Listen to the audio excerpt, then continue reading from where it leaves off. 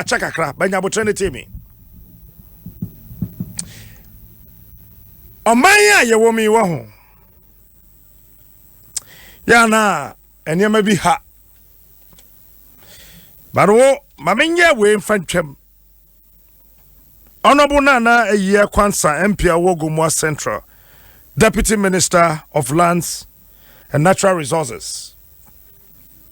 Happy birthday, Honorable. Definitely, we best have a parliament. We best have a parliament. We constituency for no. We so one on best to amawo. And a medical catch on that I said me and Kasame bias when it comes to women. Our politics. And he, Obabi or politics in BRD. Remember, you know, contest am in Faho, but so about constituency with the Abwa. I saw what I said, I support your ban. I know, Obiani, my position that, son of tear. Honorable, happy birthday. Now, Mamimbu Sase, which are them pantina. Am I say, a dear beer, Yabesha, see a papa or memoir, not Diego, that's say. They could first start a presidential special initiative. Ewahin. Also, my cow be one. Ewahin. On one started affordable housing. And on the Buankra inland port by say Ewahin. Hey. Ewahin. Oh, Ewahin. Adia bia ye be sha say ye papa o mem ha bia na agiegu ena na ado kofa ba se ye ntu galamse ase be say asem we mi ntwa so da SSM immediately enipa wo din wansem mu nyina as a president ye order na ye che wo mo ba me yan te say nche e be fat say tuduro no cause at time abofono eya a bon a can. Say, Naya Meno Casay, say, Yameno Casay. Galamse Kwaswa Ghana. Now, where is Professor from Property? Where is he? And they say, Yameno Casay, pra, river pra. Galamse Aquaso. Meswam Yamin Kuala Baku Topramai. Sa kwagu for any kwa na kwahwe said the hot here na bra na be catch me akwara ne ba na so be catch me say nana say yes galam say pa ye tu ase de a and the boa na be say dey say hwe for any kwahwe kro no said yesi atete kro na pansam ehuri ya bo ho ase no na yetimi ate committee e your swafo atua no na be sin ne Galamse na ye sorry ye say was one scale for edu baby na buy ne say ye hu de ye illegal miner and ye hu de ye legal et won nyina won jai e ba ne say na galamse ne be sin ne enjai ye na nyame ye adoma meka asem ya kire Wednesday meka asem bi Canada Japan kasa kwa wo ba wo fana na toda ya na wo fa so kra wo fa toda kra e se bi ho a wo ka me la se kra me te se ya se o se me bibi ya fa no toncha de be fam kwa ya fa on kasa kwa wo say MPP for a gangi up say he is becoming too powerful it won't raise millionaires against him ewo galamse ni mu no we'll come to that on Wednesday. You think we don't know? We know. But I never person do call mia hodo. Na fe wo hu say galamse no. Koso na ma me fa nko. Eye braso na tiewe galamse fo ba no isu na se yenya isu no ye se isu na e de ye bibia nyi nti isu na ye de tikura isu na we muma na ye tutu wo isu num ontumi kuntia ho se galamse no ekoso pa ekoso mama ontina mama isu na ye de aye poto ke isu ndie ne kan na ye sanum ye bibia fesa ka oba gina bije so a wo de ade tumkura hu enam na di na wo me se a wontumi hu sa enam ne bio se isu na ni na asesa ntumi kan sa nya hwe se isu ndie mo dia na wonye bibi wo ho me adewa ni nsunsi na wo master no wo efun bi wo to fire side nti ekwa no abi na esa no ba adu mbiribi no se garam ba yen de yen bi nti eja eduma yen ni mesi duma to mpenfo nde mo kutia ba sere na echa na ti e ba de sign na pra etimewe hey ya yare bibi haye o omen bibi haye ya dwen na se kwa hwem ese ya bomb modern ase ye be fa leaders wo krom ha ese kwa hwe wadwim ye fa ministers ese kwa hwe wadwim o ka say si bo wa no ya na ma no nya ya sen ma no anya ya sen say whole sitting president ema order na kwabrane e dia ye de ope me do kwa to preman opani Francis ase do wa homa no so ja se do ma chen yeah captain bibi abakọ de nyame adom na topa mind no mpanimfo so won ho tesɛn wo mo ho ye pa bobi nkomodem pa na ekoso e mpotem ho fa galamse hu yo captain aminchia watiefo nyina anapai mewura ho pa sabe kasa o fidiso mewura ho aho ne se ukwade twa mu na otwe emse wo sha se bo to premansem semiso na wie no abayo bi frɛ asem o kan ne se me yakoso to premano ayre ho pa na mpanyifo aye wo ye nwene mmofra ne nchiri ma ho ti bomodem boa na garamse na se entu fiti da bofra ne kasa asa no me wura voa besi ende Bible say ekwan bi oho a onipa ni so etia so na wieye no ayowu akwan galamse eye bibia ebo men nanso yempese ye hu bibia mpanifo ye hu bibia so a wona e wose boa ne tutu ase wona nyom famu de na omo ye katasumu mu aso afi atwa mu beye me na Toberman Citizens in the Diaspora Association. Yan and TSA Garamse, you may be started war Toberman April last year. Enti yetu yampanyi phone bi se womunko Toberman no munko hwehwemu. Na womunko hia wan hene na yenhwe kwan e be fa so a be so ano. Enti June ne de to so enum eye last year ana mpanyimfu ko ampa wode bae no yehu se ne ekoso na awe hu yipa na omuko hia wo hine wo kromo awe hu sem ne se ohini bo no ba se jumedie na ekoso no Great Consolidated Diamonds Limited apatia eno omo titwa topremansa asiama nkrofo a womo yese adwuma no na womo ni concession bia wasase no so nti o hye ye bose si aye pepa se ye beku atia de a ono so aye pepa se obeboa yen emietu ase mpanyifo bae omo hye da ye bekwa hye GC di mpanyifo nti omo san bankran ebebo oku mamanye enti da ye share no so ye no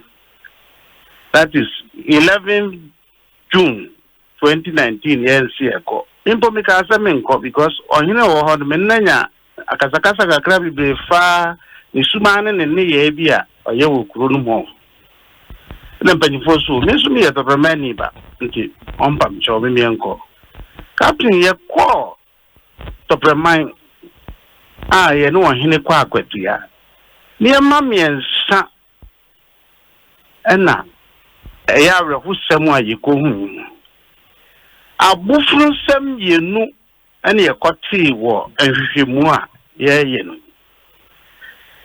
yɛkɔdu akwatia sɛ yɛne GCD mpanyinfoɔ bɛtena ase ne ayɛ meeting sɛ yɛntena ase ɛna ɔmo sɛ mo sesɛn mo hene ne sɛ yɛni concession a yɛde tu gold wɔ tɔprɛma anaa mo ntwɛn ɔmo kɔ wura office bi ɛna ɔmo frɛ yɛ chairman na ɔmo ne kɔ hɔ na ɔmo kɔ yi krataa bi a yɛde no November 2016 ɛbaayɛ ɛkyɛ sɛ time no ɔmo ɛbɛtwitwa tɔprɛma nsase ama galamseefoɔ ma small scale miners ma ɔmo atu na ɔmo ma tɔprɛma kuro no plot baako a ɛyɛ 25 acres ɔmo plot biara yɛ 25 acres ɔhene afɛ kuro yɛkyi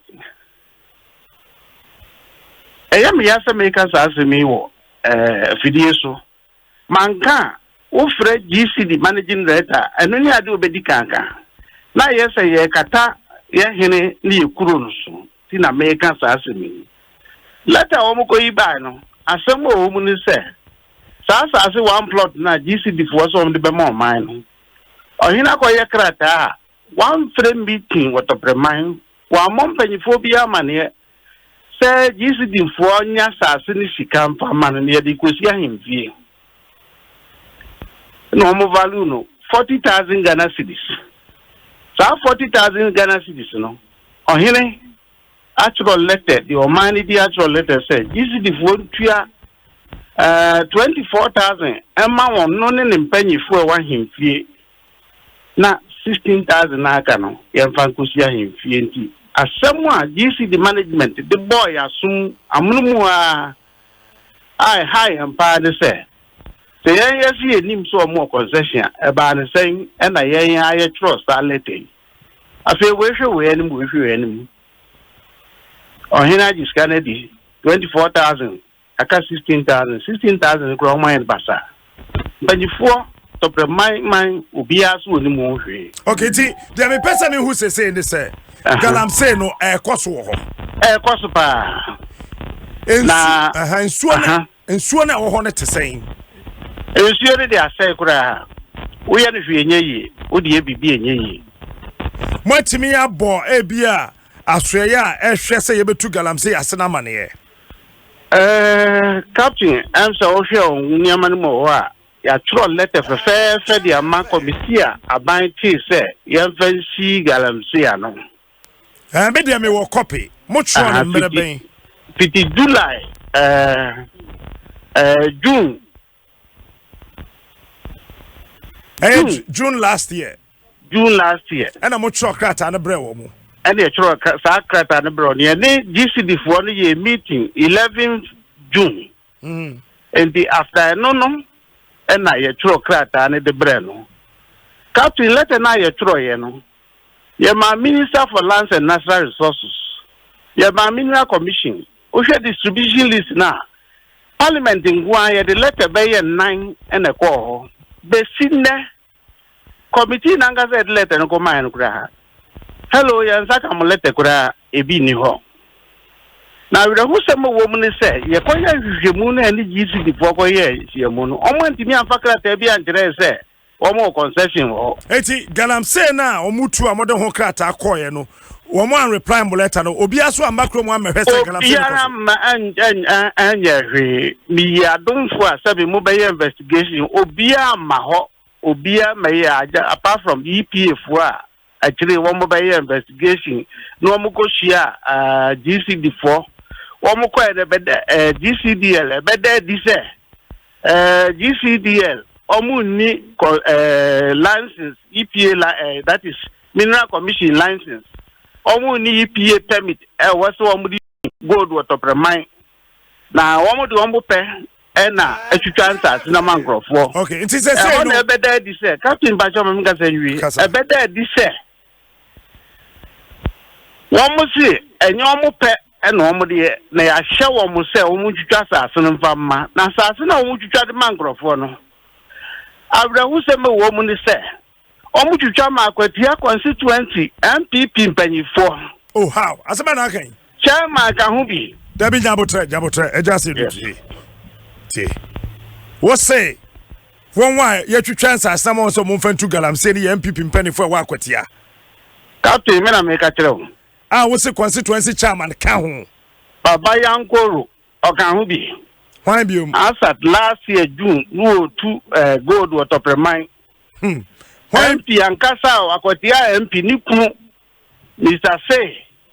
Gusua wo to the basin there. Debbie Jabotre. MP or Tesu say MPP or war Aquatia. Captain, your investigation, Yanni Ecatro, basin that woke up of Maya. Jabotama Gusua wo to gold what of mine. Jabotama mu MP. Ono ane president na na do na ma order wona wo ka chem say ono MP ni kunu ede to Galam say na ye kura besi na ya na me ka say. Captain, ebra ye tea sa asemi wo dun mu no me mu no. Ye chairman efre MP bisa ne say ye nya ne ntie ne akohwe hu se Galam say ne mane ma bi koso na onim say koso ana o se ya onim se ye to go to prema na mom onim say GCD for no who kwan so be asase no mangrofo no anase onim ho hwe ene de wonim wanya ho hwe so de besi ne ni ku di akotin wo mu pa emre ni GCD focus ya ye so mo stop wo mo no ye tu nipa call site wo no ni ku asem wo ka kire ye mpanyifo a ye suma ya bofo esuma wo mo ne se o nya galanze ni na nya gold tu na nya no tina nya ma odi tu gold water preba no if ya bas Jabotre what say musuma nipa ko MP ni kunu hoko busa no se den chocho so onja Galam se ni na enya ichina enyo no nko a ye ni GCD focus ai si ya pesi e hu om nkrata wo di tu gold water prema Emma ye nyina ye jitu mu se wo suspend wo mujumedi e koso top makosi se wo mensa kan papers no be sida me ka se wo mu dada ye nsanka paper bia okay nti chairman MP kuno mami wie ho no wie ti emra ye nyina ye decide se wo mu nyai gold nutu efi 15th June no ani anya suma ye nipa so omonko bo Galam say for di nyina mane wo side ndi amane bonu mu no wo mu du say no ho no emuaya wo de anu yi o de man ya bofo no eno no mo koton abofo no koton MP ni kunu na nkasa ana obi na kasa ma no na mi pa cho wo mu kotu wo mu so wo mu kotu wo no ankasa okay eti chairman ne MP kunu na hwan bi mu mi pa cho me ba National Women Organizer Nikunu Yenim se Nikunu ne gide na etu Nikunu so as at last year no di akotin wo gold no mu pa water premai them say for some time menya ntie say o ma hobi o ka ho afei akwatia MPP constituency executives bebre ne party followers no bebre e ka ho na tributers and wo mo de on transact na ma ho eti sesi a wona make say Galam say ne cost water pamai Captain cost pa answer memendei fia de twemu excavators ayi adwuma water pamai mining size a year between 22 and 24 and 24 no about 90% of them a day and night 24 hours a day so you can imagine excavators were Friday yeah no mutu Galam say Captain and ya panyi ba kukura ko egusum a omo ye adwuma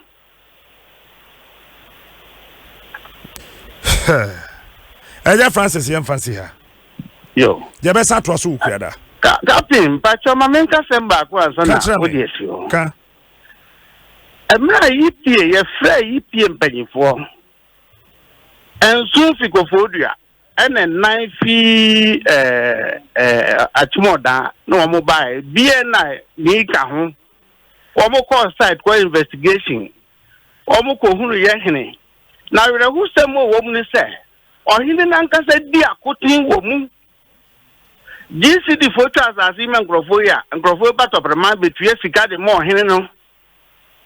O dear Kuti woman or that dying, so Beja, now no upon who Sabranese. Yeah, can't see a Beja Galam, if I'm galam say, it's me, I saw no can't say, yeah, galam say, Kajai, or he need dear Kuti woman, and there were 2 o'clock with ya.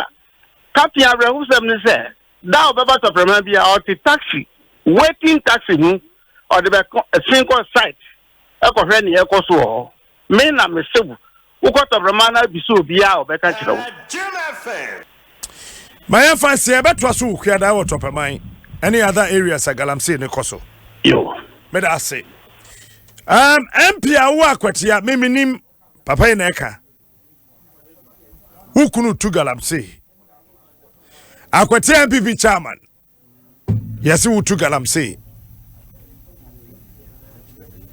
Asasa and na mre ne kwot yentimi mfremo timi nka hwe wo ho sesei ba de eyemi nwanwa pa ne se posi ni bi tro krata koma Ghana posi for empanifo efa galamse yi ho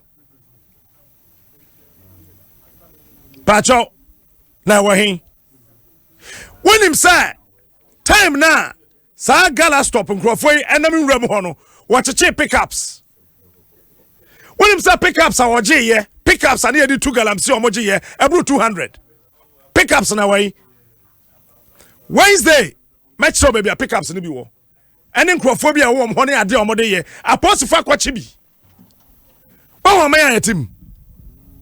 Oh, my yatim.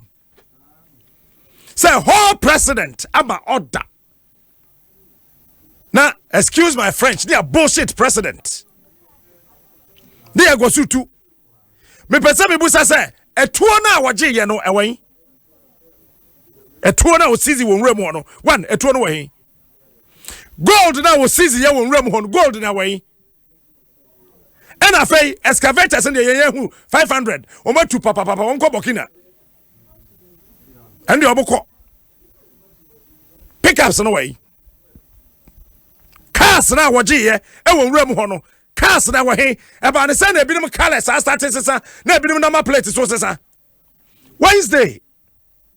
But ya na ma fisa audio yi. Audio way why na ma fe audio yi. But then we be an iPhone report ebeba. Which year me MP? I was work ka kire wo say. What's your parliament? What be your mind? Elvis Donko. So Elvis one mind. AAK